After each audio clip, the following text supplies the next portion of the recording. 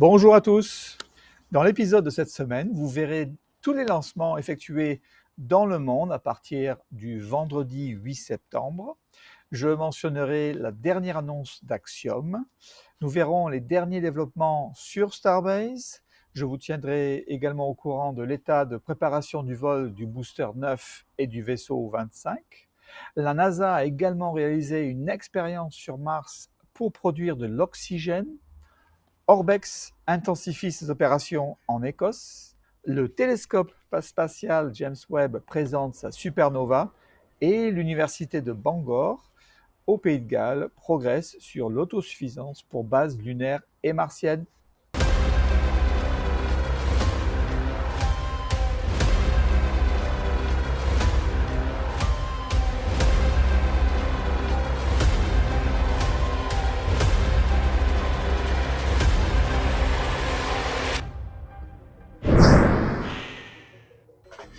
Le 9 septembre, SpaceX a lancé 21 satellites Starlink V2 Mini, groupe 614, en orbite terrestre basse à 530 km d'altitude, depuis son complexe de lancement spatial 40 à Cape Canaveral Space Force Station en Floride.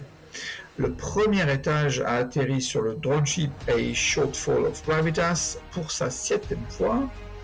Comme toujours, SpaceX récupère ces deux moitiés de carénage que vous pouvez voir sur les images.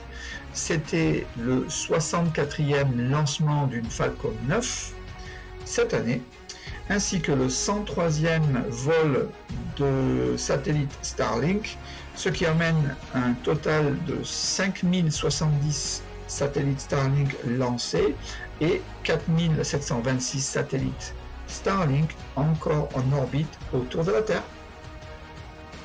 Le 10 septembre, China Aerospace Science and Technology Corporation a lancé une Long March 6A avec son satellite de télédétection Yonggang 40 depuis le Taiwan Satellite Launch Center en Chine. On ne sait pas plus que ça malheureusement. Le 10 septembre, ULA lance une Atlas V 551 pour le National Reconnaissance Office de l'United States Space Force avec le satellite NROL 107 à bord depuis le complexe de lancement spatial 41 de Cape Canaveral en Floride. Ce sera le deuxième vol de ULA cette année et le 157e lancement d'une Atlas 5 de ULA au total. Ce vol d'ailleurs était programmé pour le 29 août, mais il a dû être retardé à cause de la tempête tropicale Idalia. Le 12 septembre, SpaceX a lancé 21 satellites Starlink V2 Mini à bord de sa Falcon 9, appelé Groupe 7-2, depuis sa base de lancement de Vandenberg Space Force, complexe de lancement 4E ou 4 Est, en Californie. Les satellites sont en route pour une orbite terrestre basse à 525 km d'altitude. Le premier étage a atterri pour sa 11e fois sur le drone ship Of Course I Still Love You, quelques 643 km plus loin dans l'océan Pacifique. Le 15 septembre, Firefly Aerospace a envoyé le vaisseau spatial Victus Nox pour le compte de la Space Force Space System Command des États-Unis avec une fusée Alpha, et ça depuis le complexe spatial de lancement numéro 2 à Vandenberg Space Force Base en Californie. Ce fut un lancement réussi, non seulement parce que la charge utile classifiée a atteint son orbite terrestre basse, mais également parce qu'il a permis de valider le lancement à réponse rapide dans les 24 heures entre la réception d'une charge utile urgente et son lancement. En fait, ils ont réussi à gérer ça dans les 27 heures en raison de la disponibilité de la fenêtre de lancement pour cette mission particulière. Donc, néanmoins, il s'agit d'une réalisation quand même étonnante de la part de Firefly, donc bravo Firefly. Le 15 septembre, Roscosmos lance la capsule Soyuz MS-24 à bord d'une Soyuz 2.1A en direction de la Station spatiale internationale qui se trouve à 400 km d'altitude depuis son complexe de lancement 31-6 du cosmodrome de Baïkonour au Kazakhstan. Donc les 3 membres d'équipage sont le cosmonaute Oleg Kononenko, commandant de Roscosmos, Nikolai Chubb, ingénieur de vol de Roscosmos, et astronaute Laurel O'Hara, ingénieur de vol de la NASA. Axiom annonce cette semaine son équipage pour la mission numéro 3. Le spécialiste de mission Marcus Wandt, astronaute suédois de l'ESA à gauche de l'image, le pilote Walter Villadae de l'armée de l'air italienne, le commandant Michael Lopez Alegria de nationalité américaine et espagnole, ancien astronaute de la NASA et précédemment commandant d'Axiom 1, et le spécialiste de mission Alper Gezeratçı de Turquie. Donc les 2 spécialistes de mission ont également servi dans l'armée de l'air de leur pays. C'est la première fois d'ailleurs que l'ESA envoie son astronaute via une mission de vol spatial commercial et l'équipage est destiné à la Station spatiale internationale, comme vous avez dû deviner, après avoir reçu l'approbation de la NASA et des partenaires de l'ISS pour que l'équipe multinationale de 4 personnes se rende au laboratoire en orbite au plus tôt en janvier 2024. Une fois amarrés, les astronautes d'Axiom 3 prévoient de passer jusqu'à 14 jours à bord pour mettre en œuvre une mission complète comprenant donc, des recherches en microgravité, des activités éducatives et commerciales. À Starbase, cette semaine, nous avons vu le Ship 22 peint en blanc. Si vous vous rappelez d'un des épisodes précédents, j'avais mentionné que cette pointe avant était recyclée pour le HLS, c'est-à-dire le système d'atterrissage pour équipage qui se trouve entre la station Gateway et la surface de la Lune. Et le premier étage numéro 9 et son Ship 25 sont dans l'arrière-plan prêt pour son vol. Et ensuite, on voit un collecteur qui fait partie du système de déluge enlevé pour le remplacer par un collecteur beaucoup plus gros. La baie géante est toujours en construction, comme vous pouvez le voir, et le Ship 26 a été transporté du jardin de fusée au site de lancement Pad B pour un test de spin prime et feu statique futur. Donc ce deuxième étage numéro 26 ne possède pas d'aile, comme vous pouvez le constater, mais ni de protection thermique ou même de porte pour dispenser une charge utile. Donc elle est peut-être destinée à tester le système de réapprovisionnement en carburant en orbite, ou tout simplement représente une première version du HLS. Vous voyez ensuite une vue aérienne du site de production où vous pouvez vous rendre compte de la taille gigantesque du nouveau site de production. Il semblerait que SpaceX investit énormément sur son site de Boca Chica plutôt que celui de Cape Canaveral. Le premier étage numéro 10 a ensuite été placé sur un support de simulateur de poussée de moteur et ensuite transporté vers le site Massey pour de futurs tests cryogéniques où la charge des moteurs est simulée par ce support particulier. Plus tard, dans la semaine, la Star Factory a poursuivi son expansion, comme vous pouvez le voir sur les images d'NSF. SpaceX a fourni à la FAA son rapport d'incident du 21 août 2023 concernant la tentative ratée de lancement du Booster 4 et de son second étage numéro 20 en orbite le 20 avril 2023. Donc le 7 septembre, la FAA a donné sa réponse sur le rapport d'incident et a fourni 63 points à résoudre suite à l'incident. Les 63 points mentionnés ici sont déjà traités par SpaceX, 57 sont déjà mis en œuvre et 6 font partie d'une action future à entreprendre par SpaceX. Ce que je veux dire, c'est que la FAA travaille en étroite collaboration avec SpaceX depuis avril, de sorte que SpaceX dispose de suffisamment de temps pour mettre en œuvre les éléments demandés avant de les publier le 7 septembre. Il y a donc plus d'obstacles à l'obtention d'une autorisation sur la base d'un rapport d'incident. Attendons de voir quand cette fusée massive sera lancée.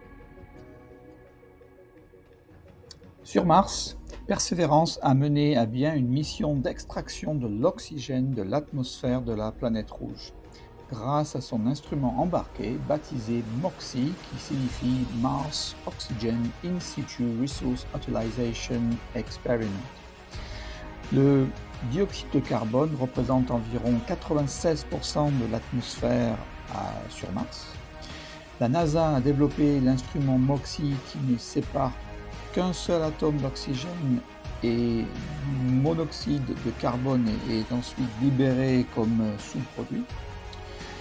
Lors du processus de séparation de l'atome d'oxygène, la température monte jusqu'à 798 degrés Celsius et donc MOXIE a reçu un revêtement en or et un aérogel qui va lui permettre de résister à cette chaleur et de garder cette chaleur à l'intérieur de l'outil. Le but de l'expérience, c'est de démontrer la possibilité de générer de l'oxygène sur la planète rouge. Cela sera nécessaire non seulement pour respirer, mais aussi pour que les scientifiques prévoient d'utiliser l'oxygène pour carburant de fusées qui ramèneront les astronautes sur Terre.